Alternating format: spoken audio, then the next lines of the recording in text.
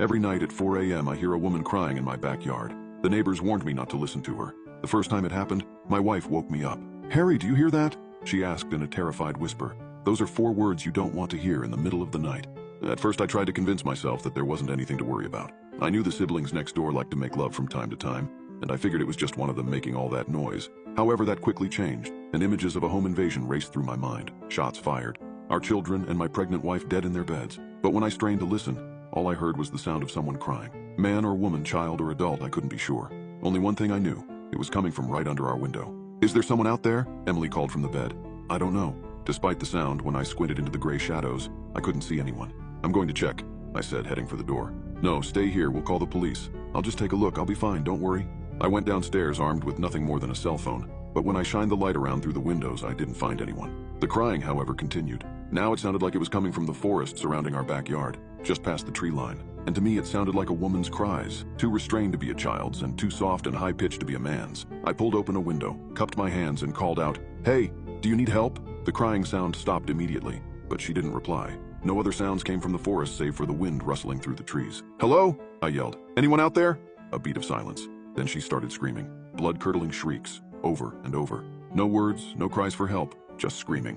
That pushed me into action. I pulled out my phone and dialed 911. "There's a woman screaming in my backyard. I think she's hurt or in danger. She won't respond to me." The stairs creaked as my wife rushed down. "Did you call the police?" I nodded.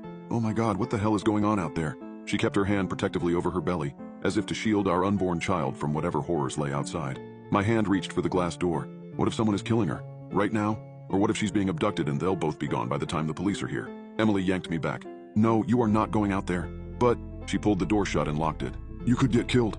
Thankfully, the police arrived a minute or two later. As they walked into the backyard, the screaming cut off suddenly. Their flashlights scanned through the trees as they searched, lighting the leaves in white. 20 minutes later, they came back empty-handed.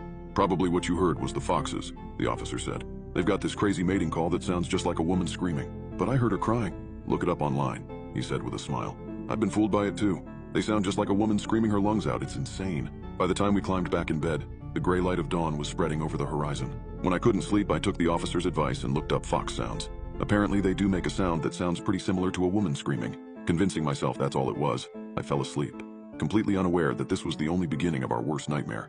The following night it happened again, right at 4 a.m. on the dot. The soft crying coming from the forest. I called the police again. Yet again, they found nothing. They also warned me not to call them over the crying again unless things got worse. And so I didn't call them when it happened the next night. And the next. And the next. I chalked it up to the foxes even though they only made screaming sounds, not crying. I forced myself to fall back asleep every time. We invested in a heavy-duty white noise machine.